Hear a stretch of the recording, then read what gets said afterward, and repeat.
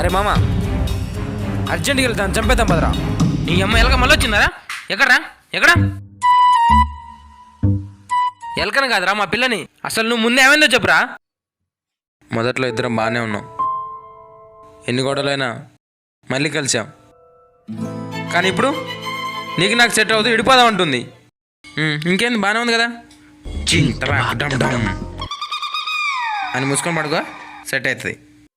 అది కదరా నేను చెప్పేది విను. ఇన్ని రోజులు బాగానే ఉన్నాం కదా, ఇప్పుడు ఏంటి ఇలా నిలదీస్తే? నేను రాహుల్ని ప్రేమిస్తున్నా, నువ్వు నాకు వద్దు అంటుంది. రాహుల్ రిచ్చా? అవునరా, అందుకే పదరా తను చంపేద్దాం. అది అమ్మాయిల ఆర్టిస్టులు కూడా చంపేస్తారా? నా బాధ నీకు అర్థం కావట్లే. ఆయన ఇప్పుడు నన్ను ప్రేమిస్తే కదా తెలిసేది. హలో మాస్టారు, పండిపోయి ఊడిపోయింది ఇక్కడ, క్లాత్ వేసి కవర్ చేస్తున్నాం. నువ్వేమన్నా చెయ్యి, మమ్మల్ని ఇద్దరం కలుపు, లేదా దాన్ని చంపి. అది అవదమ్మా.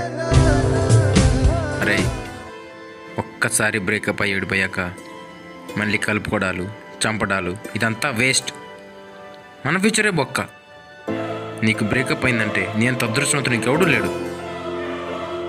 ఈ లవ్వులు, తొక్క, తోటకూర అని టైం వేస్ట్ చేసుకోకుండా నీ లైఫ్ నువ్వు చూసుకోరా అని నీకు ఆ దేవుడు ఇలా క్రియేట్ చేశాడు. అలా కాదని సొంత పెత్తనాలకు దెంగితే నీ లైఫే సంకనాకిపోద్ది. ఆ పిల్ల బాగానే ఉంటుంది, సో మూసుకొని ఎంజాయ్ ద బ్రేకప్. బాధేస్తుందిరా. పోనీ మందేద్దామా?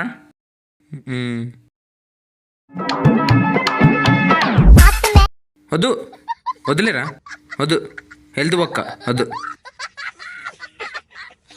అరే, మందేస్తేనే నా బాధ పోతుందంటే నాలో ఉన్న పెయిన్కి వైన్ షాపులు ఖాళీ అవుతాయి.